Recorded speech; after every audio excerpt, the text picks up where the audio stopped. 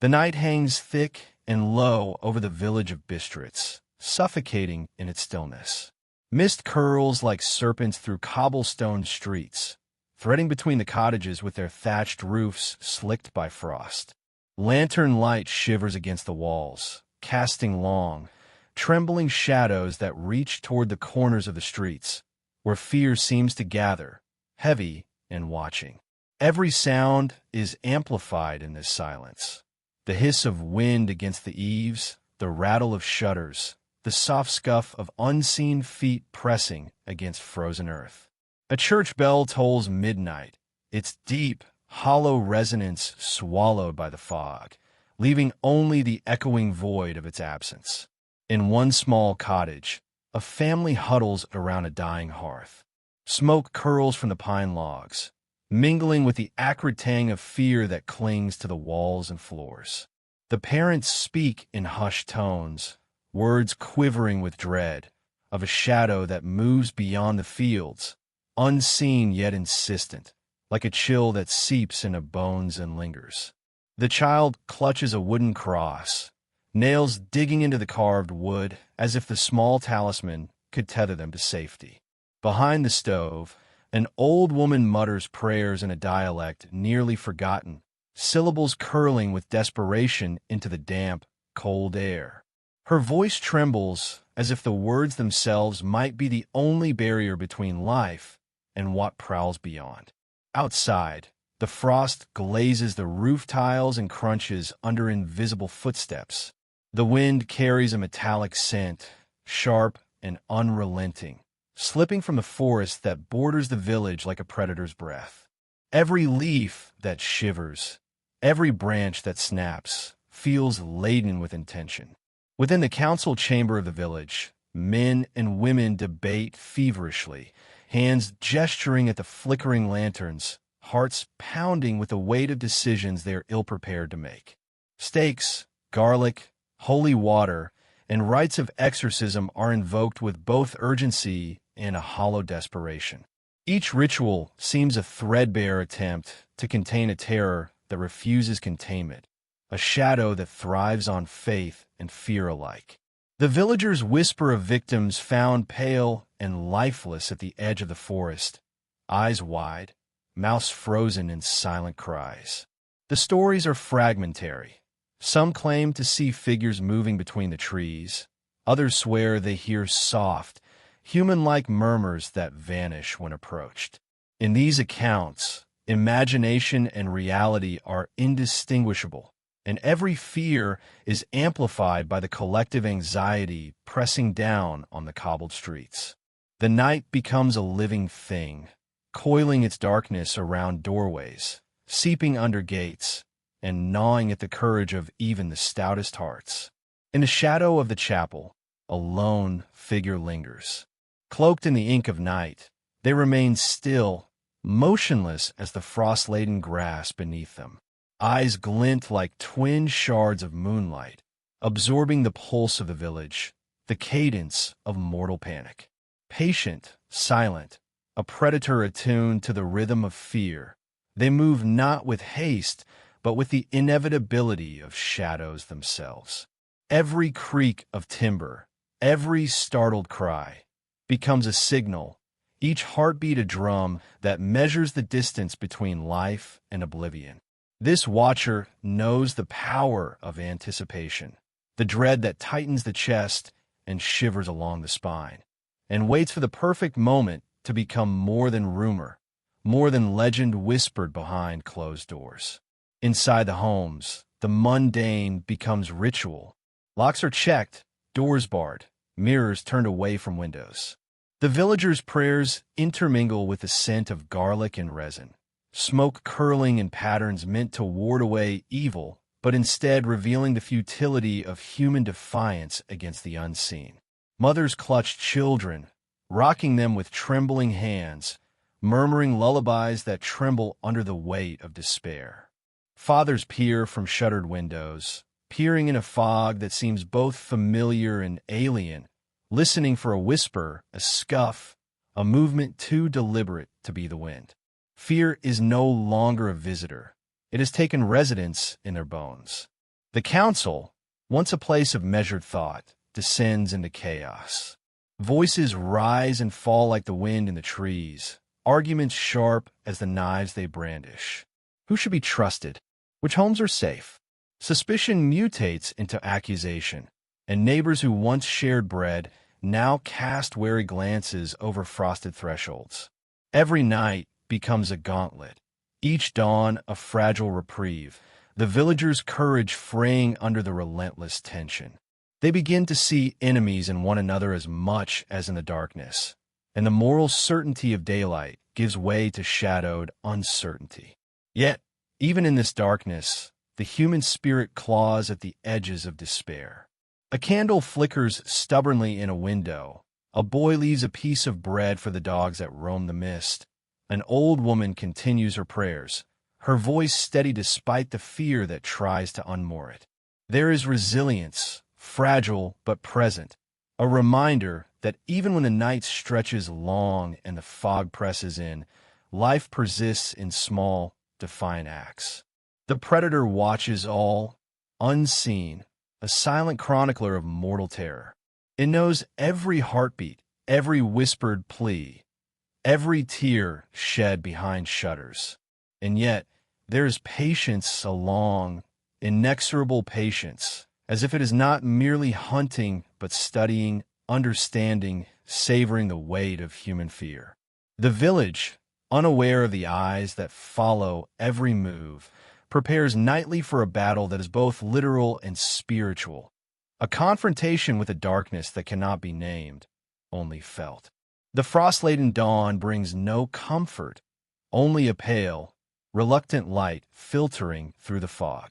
The village exhales collectively, but the reprieve is as fragile as the morning mist, dissolving with the first footstep in the forest beyond.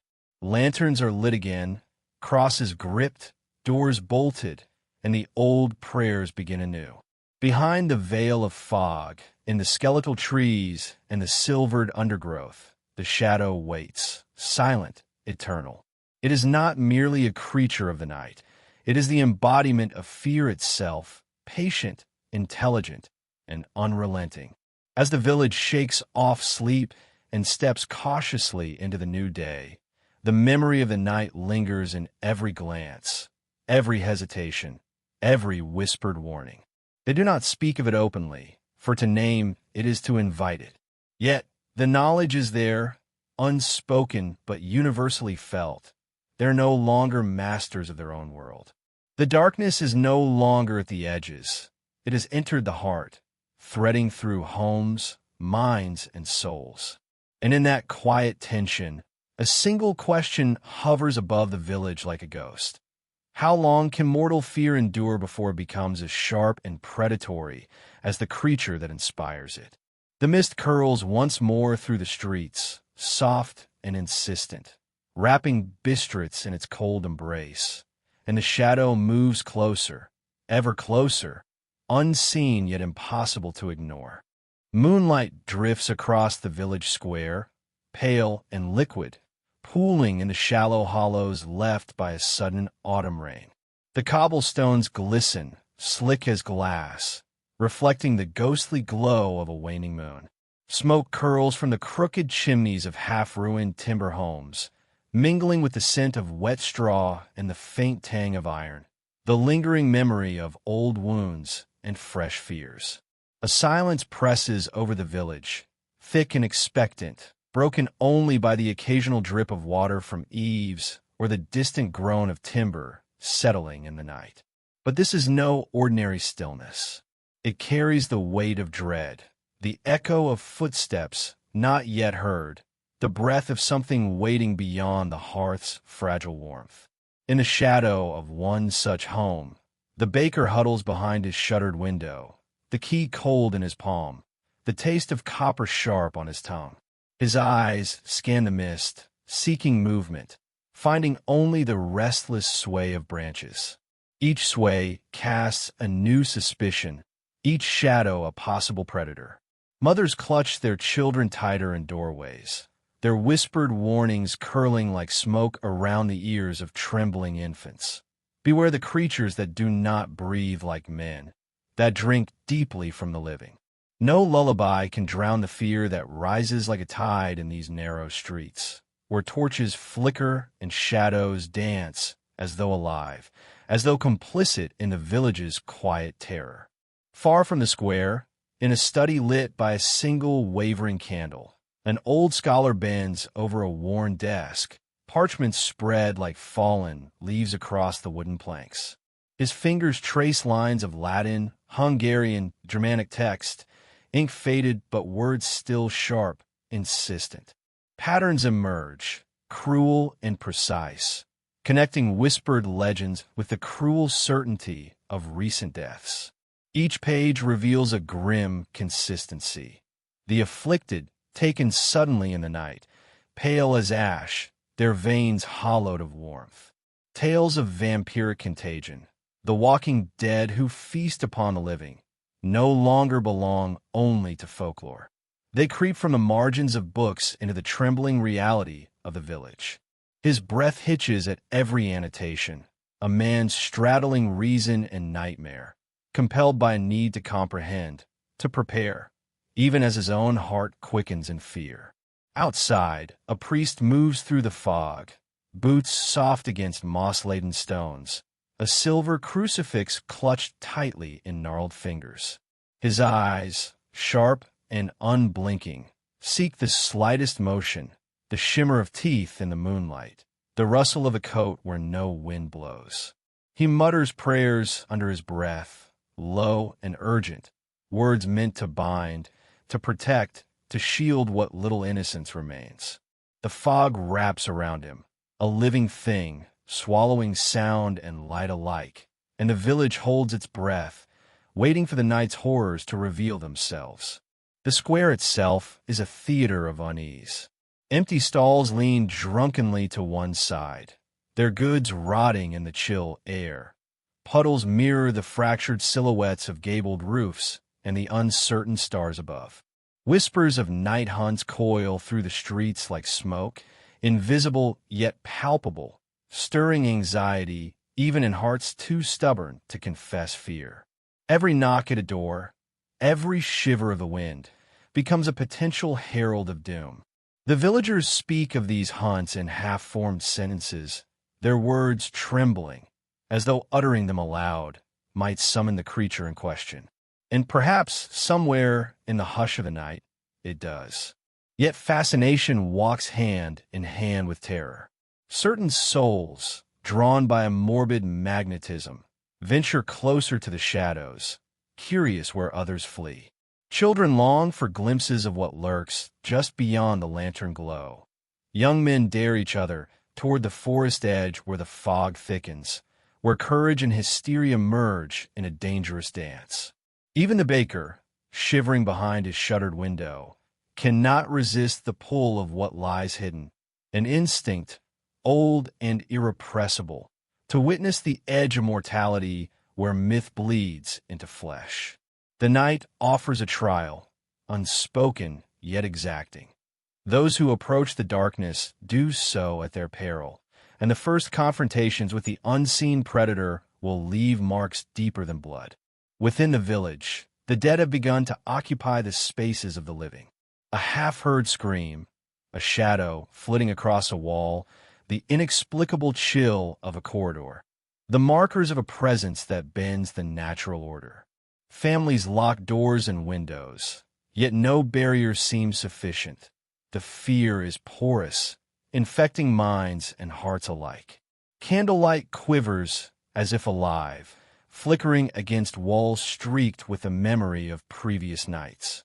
The fog thickens, swallowing paths, obscuring familiar markers, until even those who move with purpose feel the sudden vertigo of uncertainty.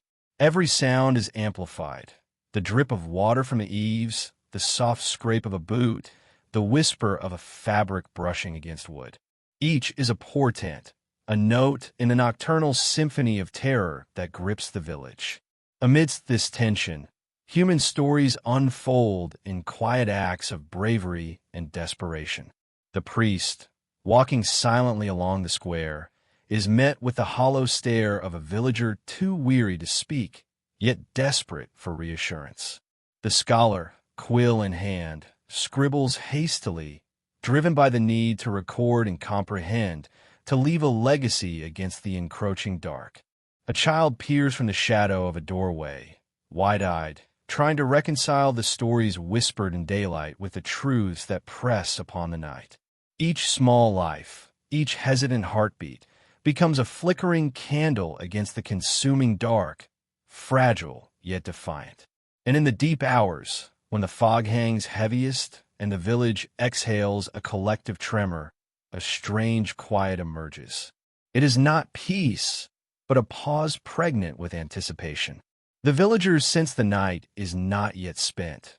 Something waits, patient and unyielding. And yet, within this foreboding, there's a peculiar allure, a beckoning toward the unknown, a testing of limits. Courage, fear, and curiosity entwine like roots beneath frost-hardened soil, feeding a tension that will culminate in confrontation, revelation, and irrevocable change. As moonlight slips across the square one final time, the village seems suspended between two worlds, one of living warmth, the other of cold, predatory silence. Shadows stretch long and unnatural, converging upon corners and alleys, while the fog curls with deliberate intent, hiding eyes, teeth, and the first stirrings of nocturnal hunters. Somewhere beyond sight, the creatures watch, patient and unfeeling, sensing the rhythm of human fear and fascination. The baker's hands tighten on the windowsill. The scholar's quill hovers above parchment. The priest's cross gleams in the pale light. All wait, in suspended breath, for the inevitable brush of darkness against flesh, for the night to reveal what has lain hidden in story and superstition, now become flesh, now become reality. In the valley of Transylvania, the river dragged itself beneath a sallow moon, heavy with autumn leaves that clung to the water like drifting corpses. Its surface rippled with a cold, whispering wind, and the reflection of the pale orb trembled as though the night itself were shivering. Along the banks, the villagers' homes crouched beneath moss-laden roofs, their chimneys puffing spirals of smoke that dissolved quickly into the mist. Sleep came unevenly to these dwellings. The doors rattled with wind or something more deliberate, and in the half-light of dreams, mothers imagined hands brushing the windows, small claws scratching against frost-darkened glass. From the forest, a sound rose, a skittering, a crack, the sudden rustle of branches that seemed to encircle the village in invisible coils. Then, the screams would pierce the night, sharp, ragged, and far too human, echoing from cottages that otherwise held the quiet weight of slumber.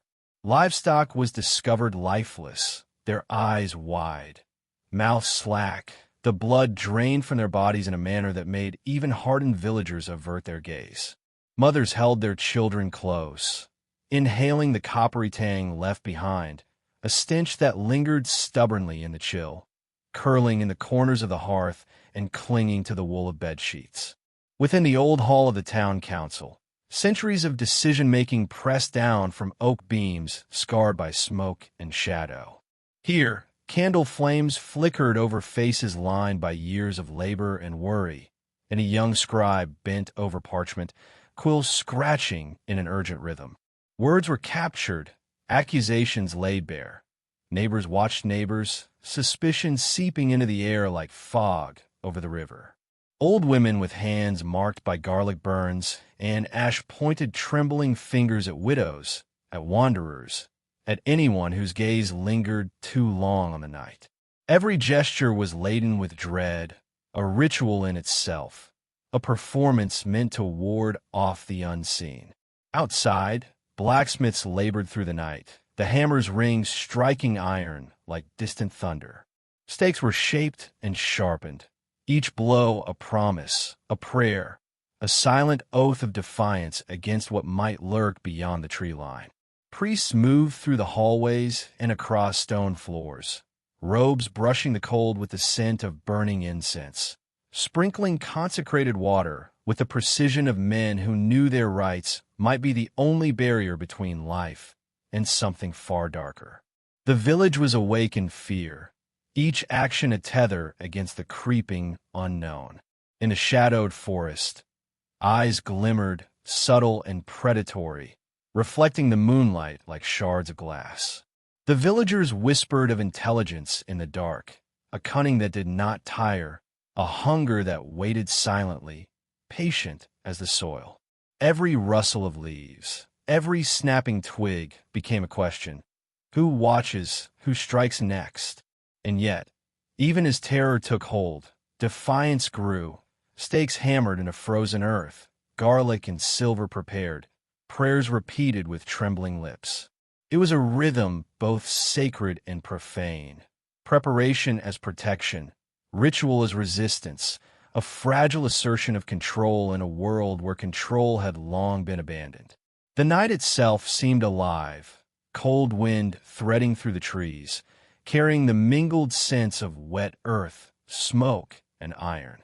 Even in the stillest moments, the river's slow drag echoed the pulse of the village, anxious, watchful, unresolved. Whispers circulated by the hearth and in the hallways, tales of shapes glimpsed between trunks, shadows too fluid to be natural. Some spoke of figures crouched just beyond sight, waiting for the village to falter, their patience eternal, their intent impossible to read. Every sound became a riddle, every movement a threat, and the villagers, united in fear, became complicit in their own hysteria, eyes wide, bodies poised for a predator that may never reveal itself fully. The first act of terror came like a sigh, low and intimate, a scream muffled behind shuttered doors, the metallic tang of blood, the cold press of something unnatural. Mothers clutched children, fathers gripped torches, and even the scribe paused, quill suspended, heart echoing the rhythm of a village caught between reality and nightmare. In those hours, the line between hunter and hunted blurred. The river, the forest, the wind, each seemed to conspire in silence, speaking in a language older than any human fear. The night's terror was not a singular event, but a cadence, a drumbeat that would mark the village's days and nights to come, binding them in obsession, in vigilance, in a dread that would not relent. By dawn, the mist lay thick across the valley. Leaves clung to water like sorrow to the soul, and the moon, pale and waning, retreated behind clouds. The villagers moved cautiously through the streets, eyes darting to the shadows at the edge of vision. Stakes were sharpened again, rituals repeated, prayers whispered, not only for protection, but for understanding, for clarity in a world where nothing could be taken for granted.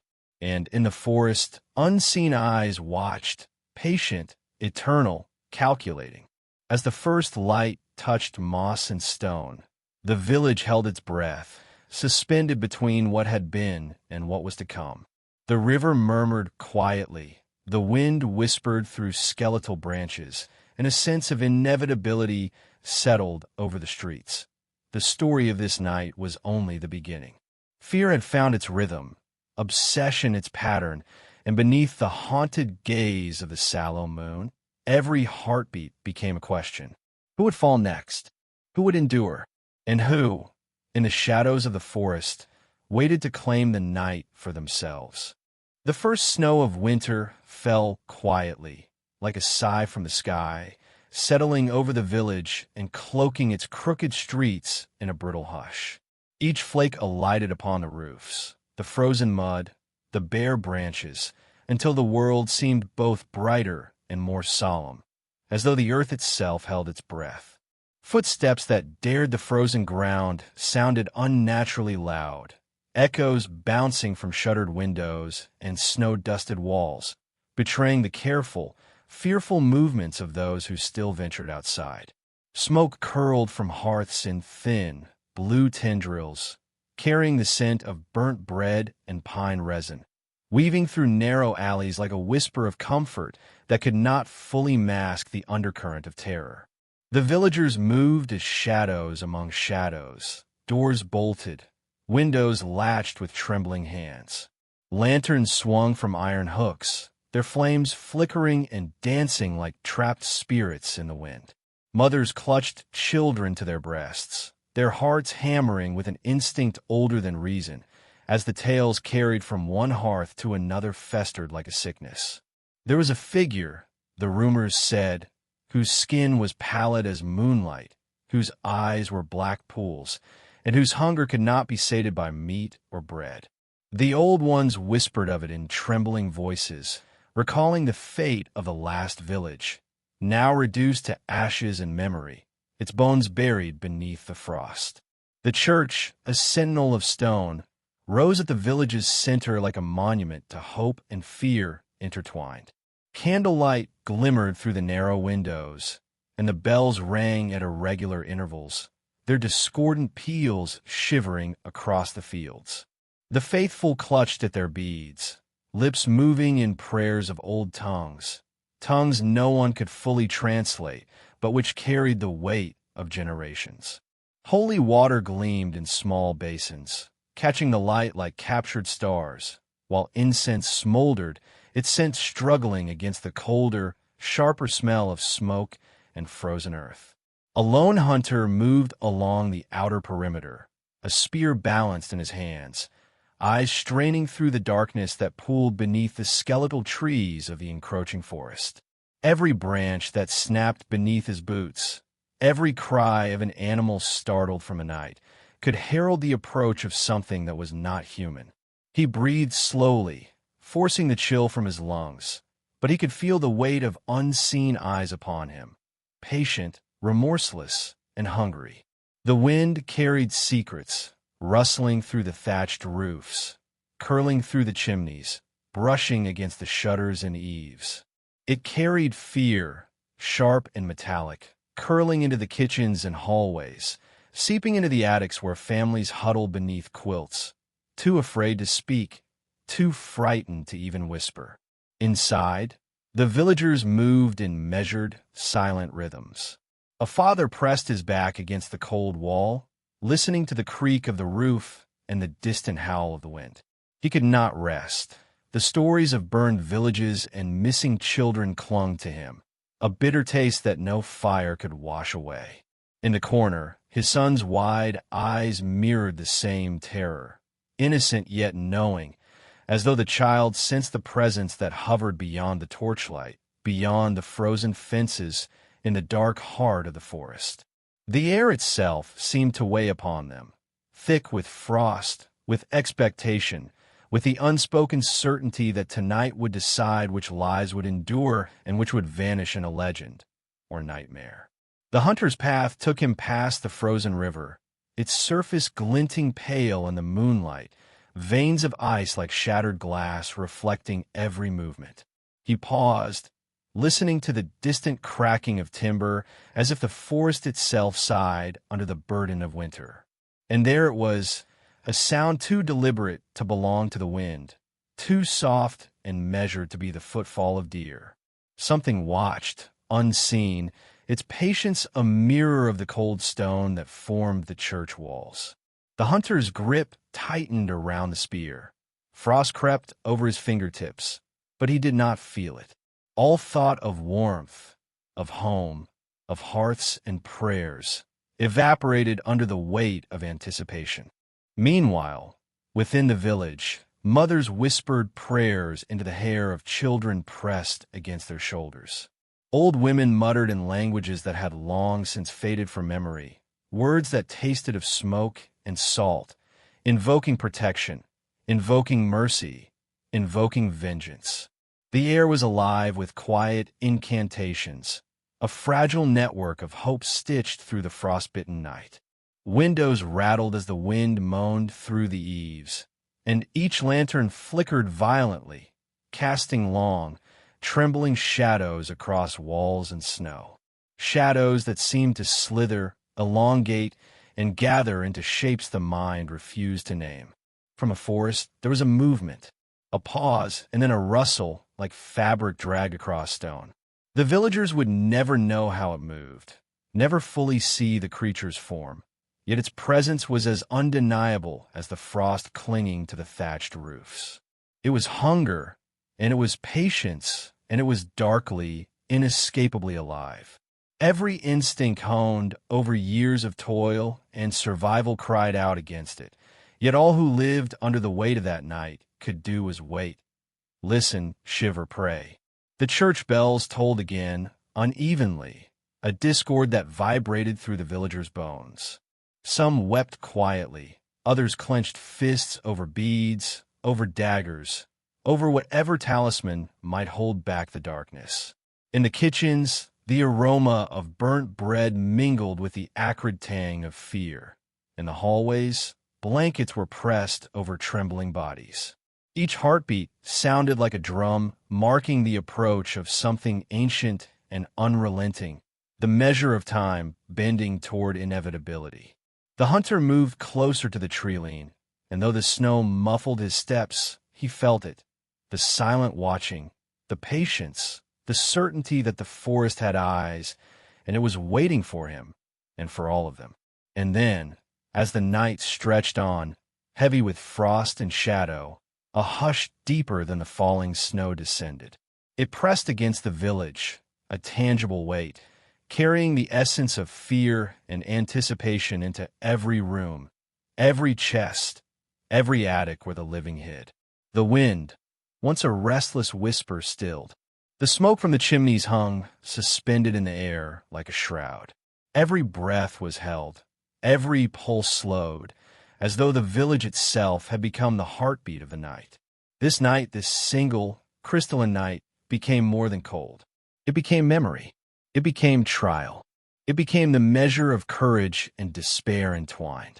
The villagers understood, in ways that would mark them forever, that the world outside had shifted, that what stalked the shadows was not bound by mercy, by reason, by the frailty of flesh. And yet, in the depth of terror, there was a fragile tether of defiance. Every locked door, every whispered prayer, every spear held against the dark was an act of refusal, a statement that they would not yield without witness. And beyond the village, in the forest that seemed to stretch forever, there was a waiting that was neither sleep nor hunger nor thought. Eyes that reflected nothing stared unblinking, and patience, inexorable as stone, hung in the air like frost. The first snow had fallen, and with it came silence, anticipation, and the heavy, inescapable knowledge that the night would not forget. The hunter paused again, feeling the shift in the wind, the subtle tremor in the snow, and for a moment he imagined the forest exhaling, a long, quiet warning to all who dwelled at its edge. The village remained, fragile and trembling, illuminated by the flicker of lanterns and candlelight, the smoke of hearths rising like prayers to a sky indifferent to their plight. And as the cold pressed in, as fear wove itself into the very walls and hearts of the people, one truth remained. Something had come. Something watched. And as the night deepened, something waited for them to move, to breathe, to falter. In that frozen, hushed expanse, the first snow of winter became more than ice and silence. It became a mirror of dread, of hunger, of the thin line between survival and oblivion. And somewhere beyond the reach of torchlight and prayer, the darkness stirred, patient, unblinking, and inevitable, waiting for the moment when the village would step fully into its shadow. The tavern fires had long since surrendered to darkness, their last embers clinging to blackened logs like dying stars. The hearth, once roaring and warm, now cast only a dim, trembling glow, revealing the slick boards that smelled of spilled ale, damp straw, and a faint trace of smoke. Patrons, huddled in corners, whispered with voices hushed to nothing but the rustle of fear. Each word was a weight, each glance a question too dangerous to speak aloud. Rumors of corpses discovered on forest paths had begun to take root in the village's heart, growing into a shadow that no sword could sever and no prayer could banish. Hearts were found missing, eyes unseeing, and in the telling, the terror became a living thing, creeping under doors, coiling in chimneys, brushing along cloaks as men and women hurried home. Outside, the wind moved like a restless ghost. Twisted branches clawed at the moonlit windows, scraping and scratching in a sound both intimate and unnatural, as though the trees themselves were warning the living to beware. The fog rolled low through the alleys, curling around lamp posts, swallowing footsteps before they could be traced. In the silence between gusts, a faint moan rose from the distant forests, echoing a sorrow that no hearth could soothe. It was a lament older than the village itself, the memory of something primeval and unrelenting, brushing close to the fragile lives that dared to walk in the night. In a small, candlelit chamber, a widow knelt beside a window, silver cross clutched to her breast.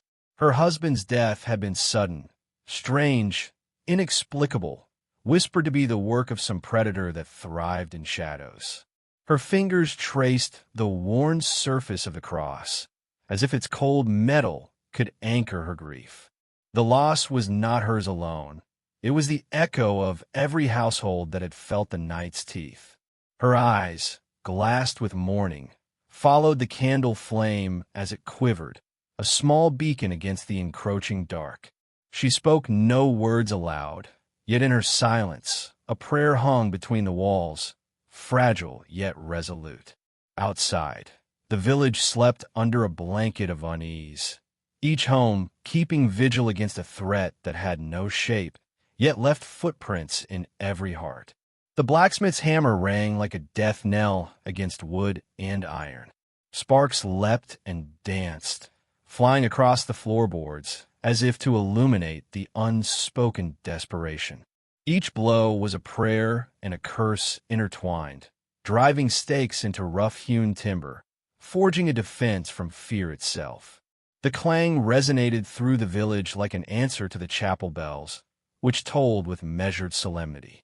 Their tone rolled across the fields, thick with the scent of damp stone and incense, each peal a warning, a ward, a plea. Some said the bells kept the darkness at bay. Others whispered that they summoned it, marking the hours until some unseen horror claimed its next victim. A hush fell over the fog-laden streets, thick and suffocating. The villagers moved cautiously, shuffling past one another with bowed heads, hands clutching the tools or charms that might stave off fate. Somewhere, in the folds of mist and shadow, a figure moved deliberately, testing courage, tracing the rhythm of human life like a predator reading a map. Every flicker of torchlight, every whispered prayer, every turn of the head was noted, and yet the shadow never hurried.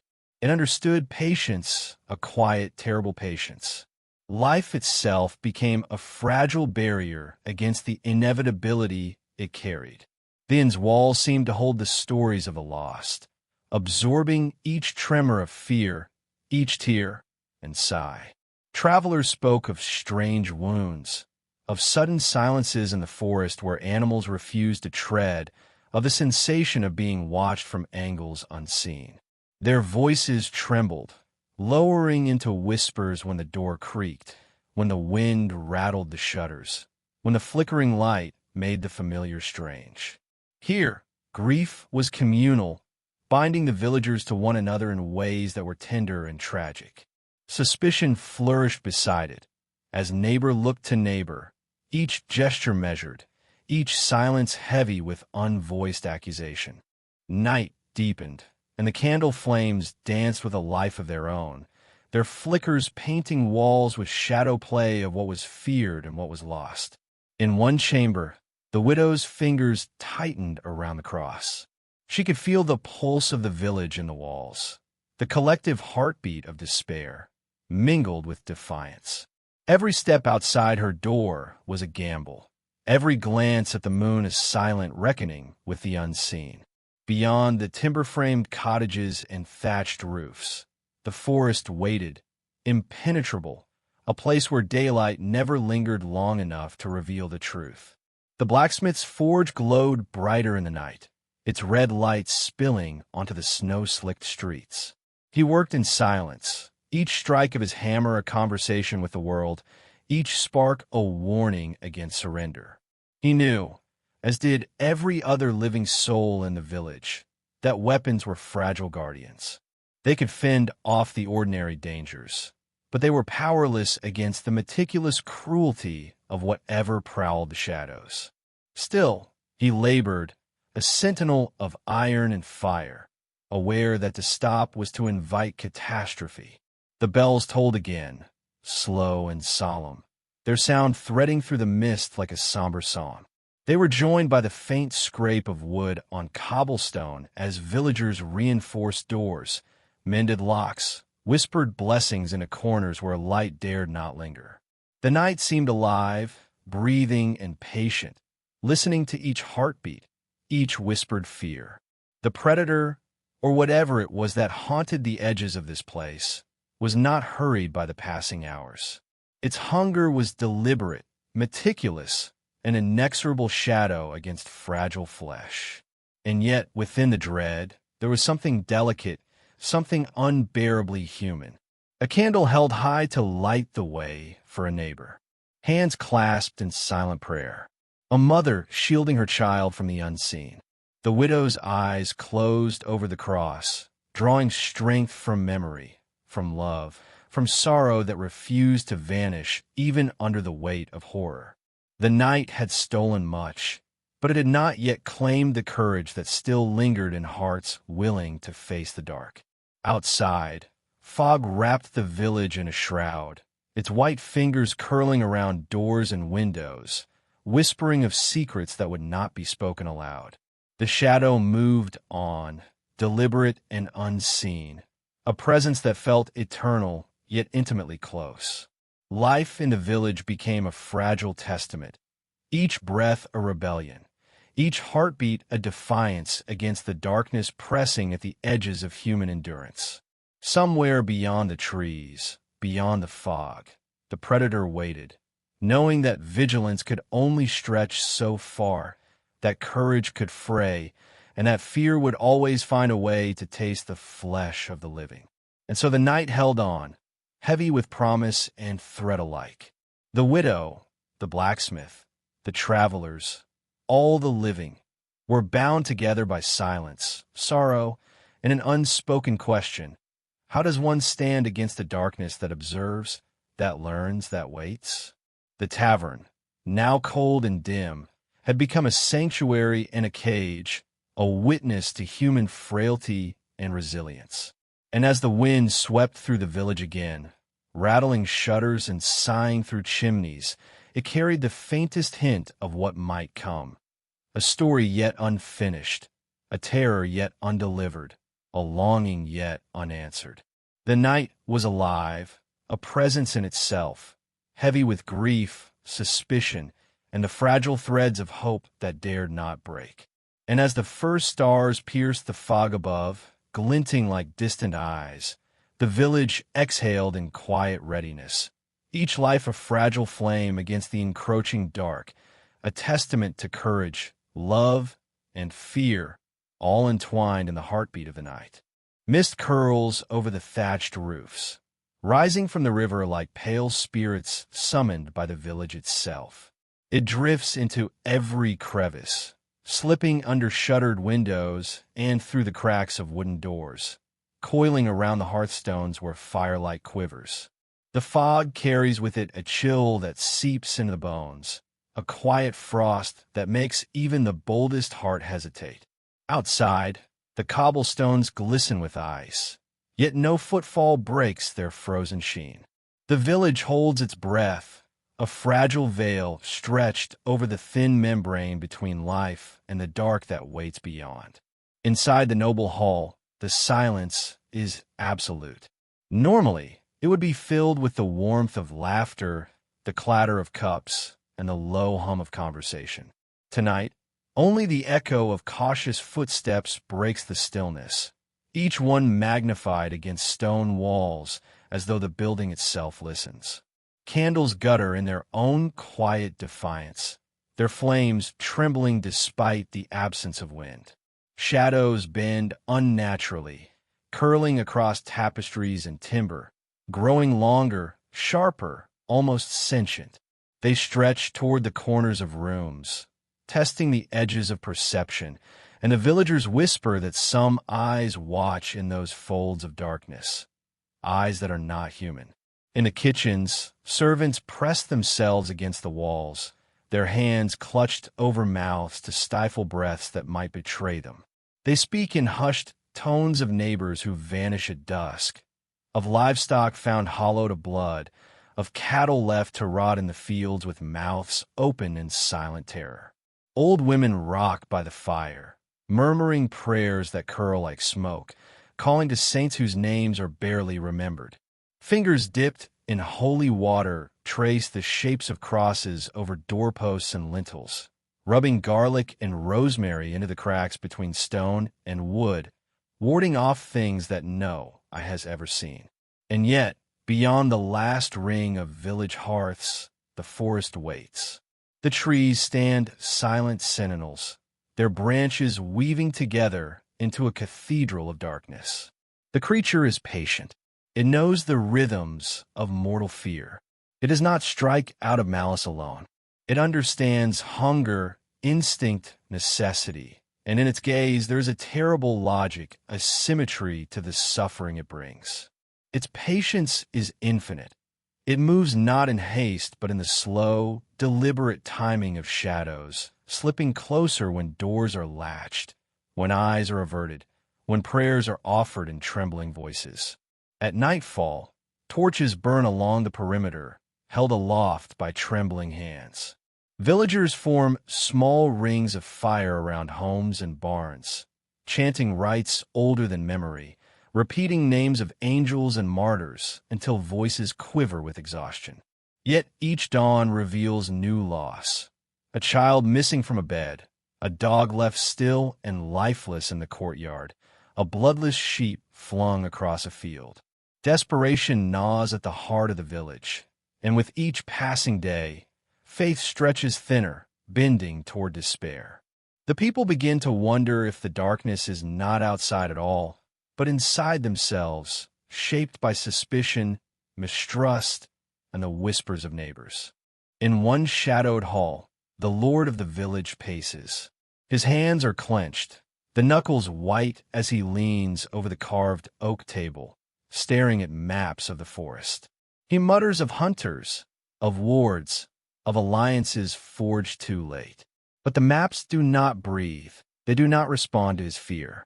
Only the wind outside, a low keening moan, fills the gaps between words, shaking the doors as if it carries the voice of the forest itself. Here, courage is a fragile thing, measured in the space between heartbeats, in the pause before one dares to light another candle, to step into the snow-clad path that leads to the unknown. Elders move slowly through the village streets, their cloaks heavy with frost, their eyes reflecting centuries of superstition and survival. They speak to anyone who will listen of rights lost and found, of protections passed from mother to daughter, from father to son. They recall the words of old manuscripts, frayed and yellowed, the ink faded but still potent, chants that must be spoken thrice, gestures traced in salt, herbs hung on hooks of iron.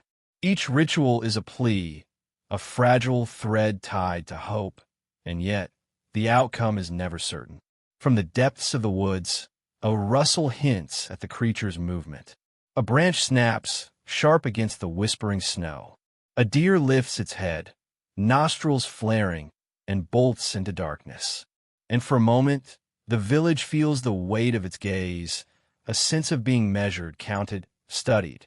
It is as if the air itself trembles, vibrating with the knowledge that every heartbeat matters, that fear is the most tangible currency in this twilight world.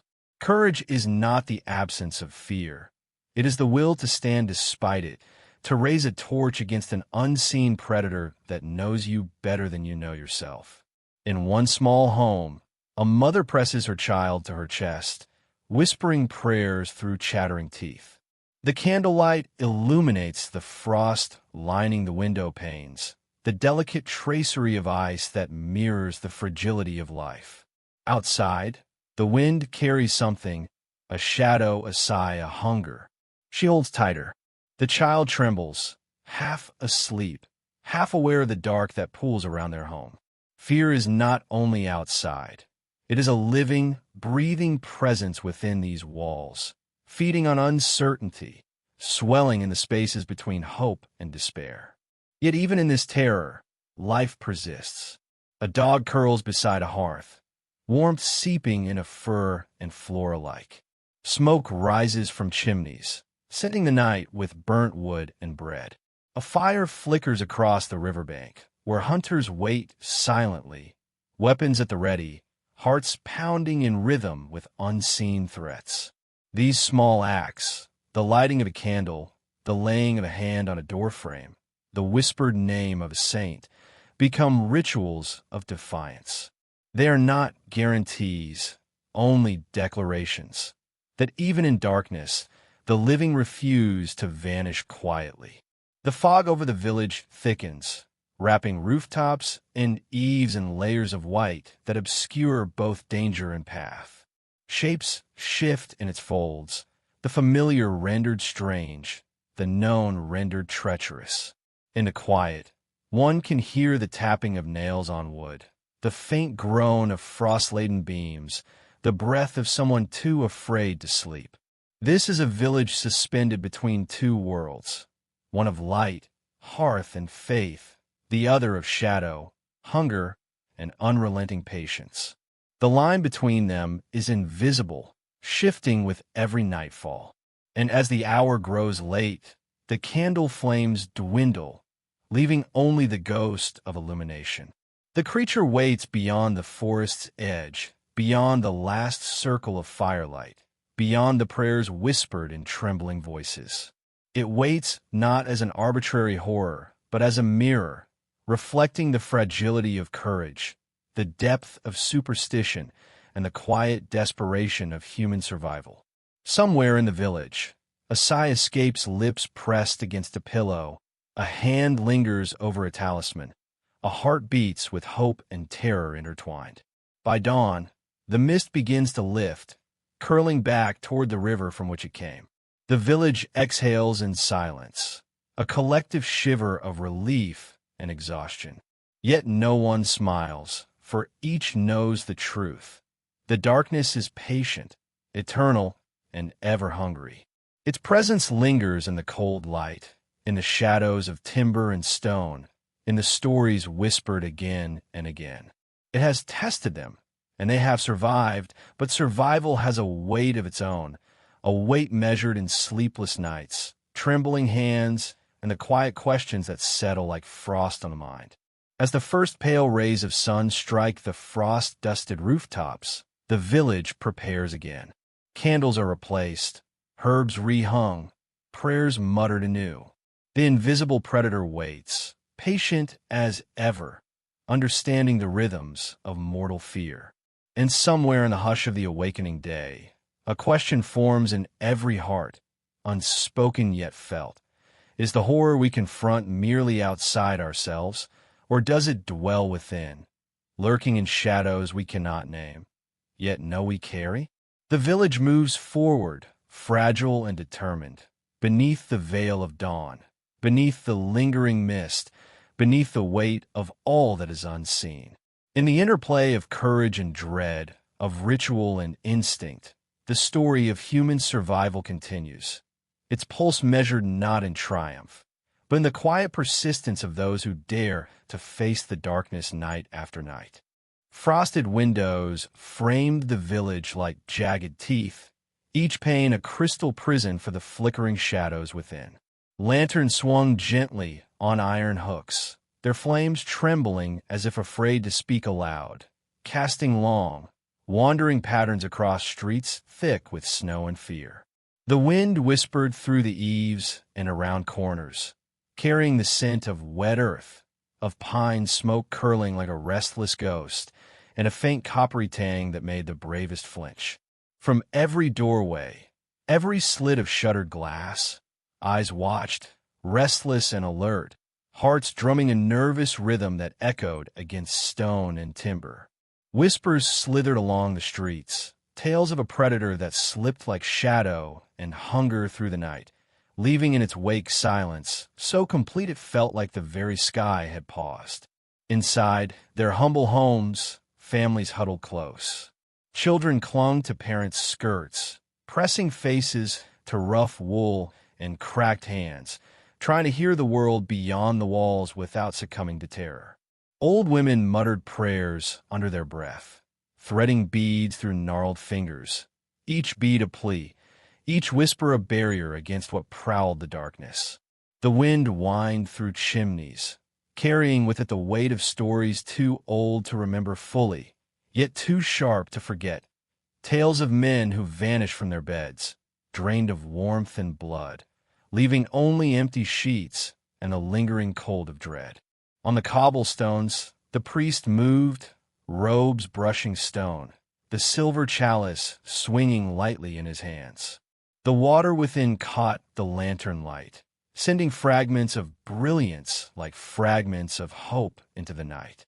His eyes, pale and haunted, scanned every shadow, every drift of snow, searching for the slightest hint of movement, the tremor that might reveal the inhuman within the ordinary. With each step, the frozen ground whispered beneath his boots, and the villagers peered from doorways, silently praying that he would pass unharmed, that the creature of their stories would not notice him, that his courage might somehow shield them all. Meanwhile, the blacksmiths labored in their forges, hammering iron into stakes that gleamed wet and red in the firelight, each strike ringing like a pulse, perhaps the last heartbeat of those already claimed. Sparks flew into the night, dancing like fleeting spirits, and the rhythmic clang of metal against metal became a defiant heartbeat against the encroaching dread. Smoke rose from the chimneys of the smithies, tangling with the icy fog and carrying with it the scent of sweat, blood, and fire. Each strike of hammer against iron was a prayer, a vow that the village would not yield without resistance. Beyond the walls of the village, the forest held its own secrets. Trees loomed like silent sentinels, their limbs heavy with snow, their branches scratching at the sky as though to warn the moon itself. Eyes, unseen yet felt, followed every gesture, every flicker of lantern light, every whispered prayer. The predator was patient, waiting in the folds of shadow and frost, learning the rhythm of fear, shaping it, feeding on it. The villagers' movements were measured now, cautious and deliberate, as if the very act of breathing might betray them. Dogs growled and whimpered, their instincts attuned to what the human eye could not see, but their warnings were often too late, too soft against the endless night. A sudden cry pierced the wind, a scream cut short, swallowed by snow and darkness, and the village collectively shivered. Mothers pressed children closer, fathers tightened their grips on torches, and the priest's hands clenched the chalice with urgency. Even the wind seemed to pause, caught in the echo of terror, and the snow fell silently, muffling the sound of running feet, of the hunter and the hunted intertwined in a dance as old as the earth itself. Inside one dwelling, a candle flickered as a young girl knelt beside her father. Her small hands traced the patterns of her prayer beads, and she whispered questions into the firelight. Will it come for us tonight? Does it know we are afraid? Her father's lips were pressed tight, his jaw rigid, but his hands trembled against the rough fabric of her shoulders. Silence answered them, thick and suffocating, punctuated only by the distant clang of the blacksmith hammer and the sigh of the wind over frozen rooftops. The priest moved past them, stopping briefly at the threshold, eyes catching the glow of fear and hope in their faces. He murmured a blessing, not loud enough for the girl to hear, but enough that the warmth of it brushed against her skin like the faintest sunbeam. He carried with him the weight of ritual and the burden of belief, a fragile shield against the relentless predator. His steps were deliberate, measured, a rhythm to counter the irregular pulse of panic that had taken hold in every chest along the main street. Through the village, lanterns swayed, throwing shadows that seemed alive. Each house became a fortress, each family a small, defiant world within the cold.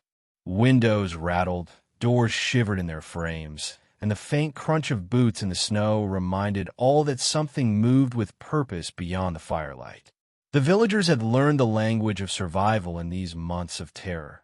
The tilt of a branch, the whisper of snow across stone, the faintest metallic scent on the wind, and yet the fear never eased.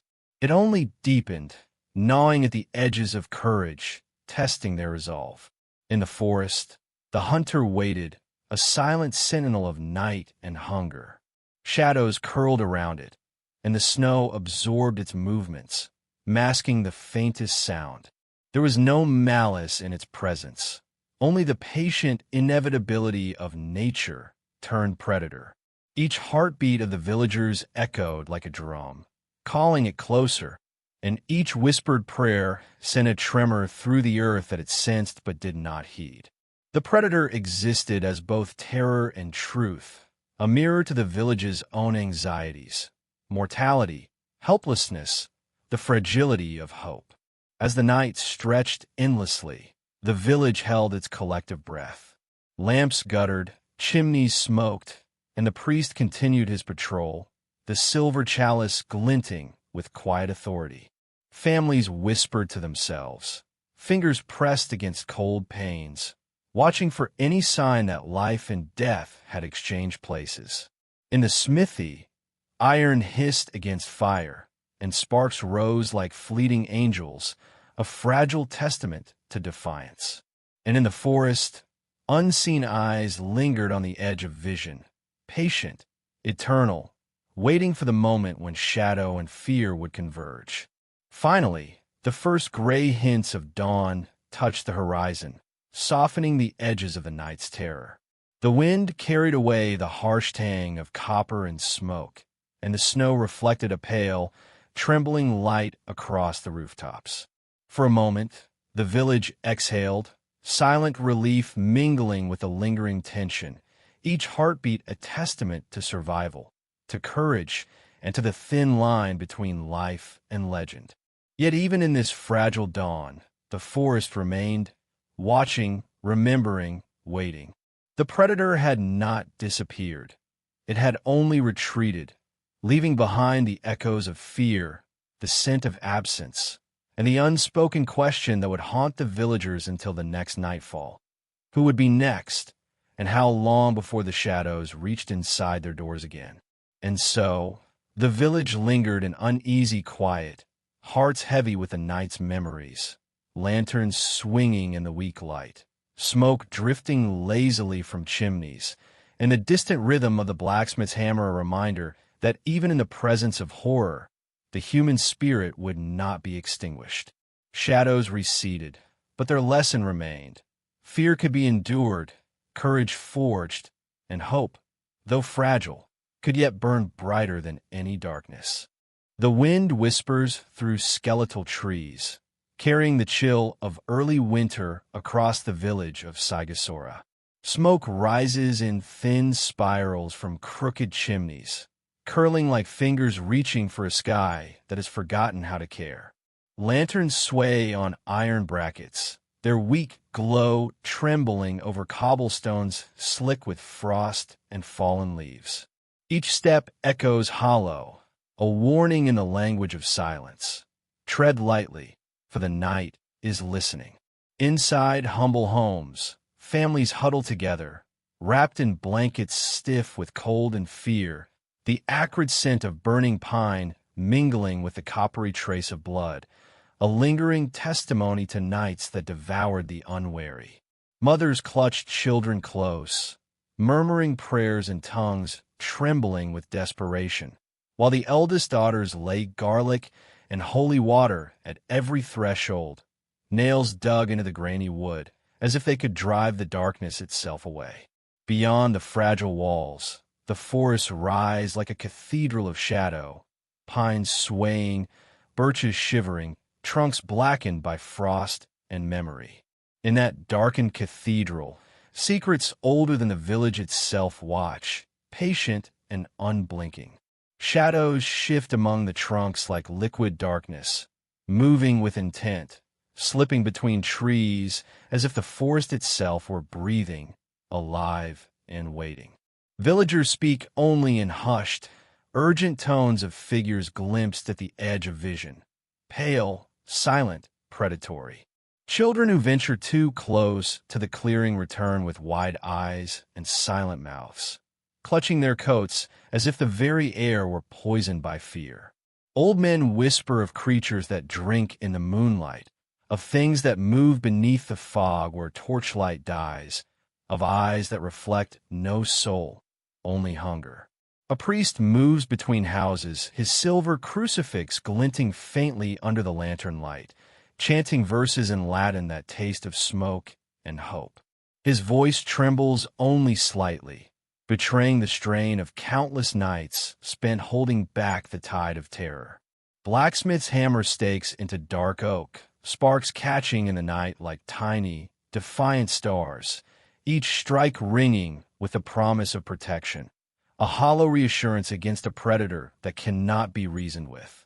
The village becomes a network of whispers and rituals, a fragile latticework of courage stitched together by superstition, prayer, and fear. Somewhere in the frozen silence beyond the lanterns, the predator waits. It is a figure of patient malevolence, calculating, understanding the rhythm of the villagers' lives, their habits, the small, predictable fears that make a heart skip in the night. It moves with a grace honed over centuries, silent as snow, its eyes glinting with an otherworldly hunger. The forest floor, littered with leaves and ice, carries its steps like a secret drumbeat only it can hear. Nights stretch long, taut with tension, and the villager's courage is both fragile and resolute, each heartbeat a defiance against the encroaching dark. In one house, a young boy sits by the fire, eyes wide, clutching a wooden cross to his chest. His mother hums a lullaby, voice barely above a whisper, but it trembles, carrying the weight of too many sleepless nights. Outside, the wind moans through the shutters, and the shadows of the trees scrape against the walls like skeletal fingers. Somewhere, a distant scream pierces the stillness, muffled, almost swallowed by the night, but enough to make the boy flinch, to make the mother cross herself again and whisper a prayer that tastes of smoke and trembling hope. On the village outskirts, the blacksmith pauses, hammer hovering above the oak stake, listening. The forest exhales a long, slow breath that carries the scent of wet earth, decay, and the faint metallic tang of blood. His hands are calloused, scarred from years of shaping iron, yet they shake. Sparks drift into the darkness, brief pinpricks of defiance that vanish almost instantly. He knows the stakes he drives are fragile shields against a force older, faster, more cunning than any weapon can hold. The predator watches from a distance, its eyes twin coals burning in the frost. It studies the windows, the flickering lanterns, the careful gestures of women who spread salt, of men who fashion crosses and stakes, as if all of this is a dance set for its amusement. It moves with a patience that outlasts the nights, waiting for hesitation, for a lapse in vigilance, for the moment when fear becomes too heavy to carry. Yet there is a rhythm to the terror, a cadence that binds the village together, even as it threatens to unravel them. Within one home, a young daughter lays garlic at the threshold. Her fingers are raw, nails bleeding from pressing too hard into the wood. She whispers, half in prayer, half in defiant challenge to the darkness, "Go away. Leave us." The words hang in the cold air, fragile, like ice on a pond, ready to shatter with the first wrong movement. She knows it does no good, that the predator does not heed prayers.